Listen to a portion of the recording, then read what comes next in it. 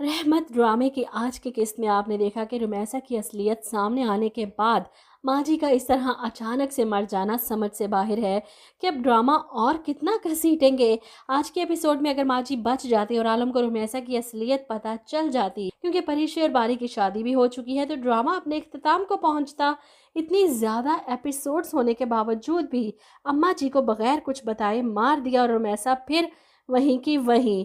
माँ जी के जाने के बाद जुबैदा और इनकी बेटियां सब बहुत दुखी हैं। परीशे को अभी इत्तला नहीं दी जाती, बल्कि जोहेब फ़ोन करता है बारी को ये सब बताकर। बारी भी परेशान, वो अपने वालिद और मिनाल से कहता है कि दादी की डेथ हो गई है और परीशे को अभी मैंने ये सब नहीं बताया, मैं इसे लेकर जा रहा हूँ, आप प्लीज़ आ जाइएगा। वो परीशे को बस ये बताता है कि दादी की तबीयत ख़राब है और परीशे इसी में घबरा जाती है।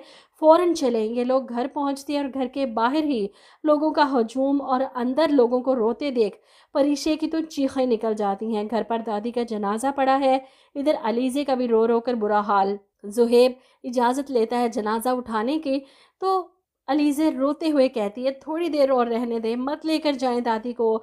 सब बहनों का रो रो कर बुरा हाल, ख़ास तौर पर परीशे का, क्योंकि वो तो अपनी दादी से बहुत ज़्यादा क्लोज़ थी। ऐसे में बारी की दादी सास के इंतकाल का सुनकर अनाया फ़ौरन परीशे के घर पहुंच जाती है। वो कोई मौका नहीं छोड़ना चाहती जब परीशे और बारी को एक दूसरे से दूर करने का, और ये मौका इसे रुमैसा फराहम करेगी, क्योंकि रुमैसा शादी में इन सब की बातें सुन चुकी थी और इसे अच्छे से अंदाज़ा था कि अनाया और इसके घर वाले क्या चाहते थे। इसीलिए तो अनाया को किचन में देखकर इसे अपनी बातों में लगाने की कोशिश करती है।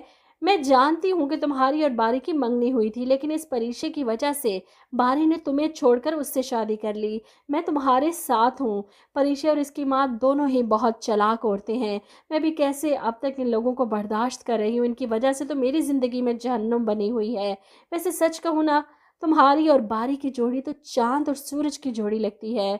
परीक्षा ने बहुत जुल्म किया है तुम्हारे साथ, मुझे तुमसे हमदर्दी है, तुम तो बारी की कज़न हो। अगर इन लोगों की जगह मैं होती ना, तो यकीनन तुम्हारा इंतखाब करती।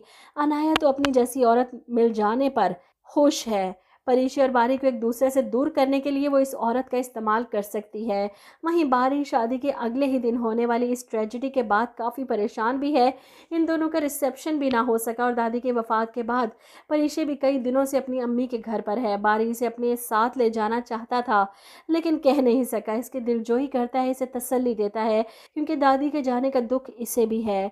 ऐसे में जुबैदा बेगम परीक्षा को समझाती हैं कि बेटा, वो मुरव्वत में तुम्हें कह ना सका, लेकिन इसकी बातों से लग रहा था कि वो तुम्हें अपने साथ लेकर जाना चाहता है। इसकी नरमी का नाजायज़ फ़ायदा मत उठाया करो। परीक्षा, तुम्हें इसके साथ चले जाना चाहिए था।